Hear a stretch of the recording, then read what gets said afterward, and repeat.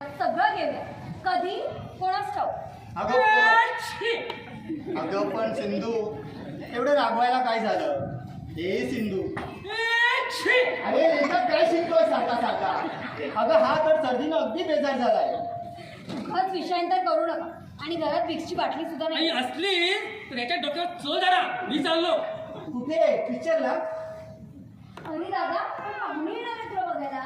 पाहुणे पाहुणे पाहुणे, या काकानी ना एक गणितच घालून ठेवलंय. पिक्चरला नाही जायचं बाई, लायब्ररीत जाऊन येतो. ये ये ये ये, तोपर्यंत हे गणित मी सोडवतो. ए सुनंदा, ए सिंधू, अगं असं का? एवढं रागवायला काय झालं? मला तुमच्याशी बोलायचंच नाही म्हणून. अगं पण असं काय? एवढं रागवायला काय झालं? मी म्हणजे गणित होय. अगं असं कोण म्हणालं? तो शरद ना. अगं जाऊ दे ग, सगळे भाऊ आपल्या अविवाहित बहिणींना गणितच म्हणतात. पण तू काही काळजी करू नकोस, मी आहे ना सोडायला समर्थ. उगाच माझ्या दादाला काही बोलू नका. माझा दादा ना खूप चांगला आहे. शरद ना, अगं असणारच चांगला. भाऊ कुणाचा आहे? तुझा. तू चांगली, तुझा भाऊ चांगला, तुझे काका. काका? काकानी काय केलं? हे पा, काकाही चांगलेच आहेत. इथे मात्र आपले जरा तात्विक मतभेद होण्याची शक्यता आहे. का? काकानी काय केलं? अगं स्वतः आपणहून काय करत नाही आणि मलाही काय करू देत नाही. तुम्ही काय करणार ते ठाऊक आहे. काय करणार? लग्न. मागची 5 वर्ष नुसतं प्रेम केलंय, बाकी काय केलं?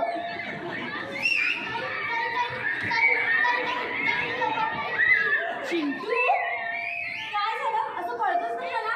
अगं ताई, माझ्या पाठीमागे गडा लागलाय. गण्या तुझ्या पाठीमागे का लागलाय? अगं ताई, मी त्याच्या गोट्या पळवल्या ना, तर खेळायला नाही गेले. अरे, अशा कोणाची गोट्या पळवतात का? आणि शाळेत कोणाची गरज नाही. काय गं ताई? हे, काका कोण आहेत? मी पाहिलं नाही यांना कधी. चिंटू, हा, समजलं. यांची रात्रंदिवस वाट पाहत राहते. इकडून तिकडे, तिकडून इकडे फेऱ्या मारत राहतेस. दरवाजाकडे बघत असतेस. फोन वाजला की धावत जाऊन फोन उचलतेस. हॅलो, बरोबर ना? चिंटू, स्वतः जा भाऊ खेळायला. तू बोल जा. हो, मी जातो. तुमचं चालू द्या. ताई, तुझ्या लग्नाचं निमंत्रण पहिलं मला मिळालं पाहिजे. प्रॉमिस? प्रॉमिस. ए चिंटू, इकडे ये ना. माझं एक काम करशील?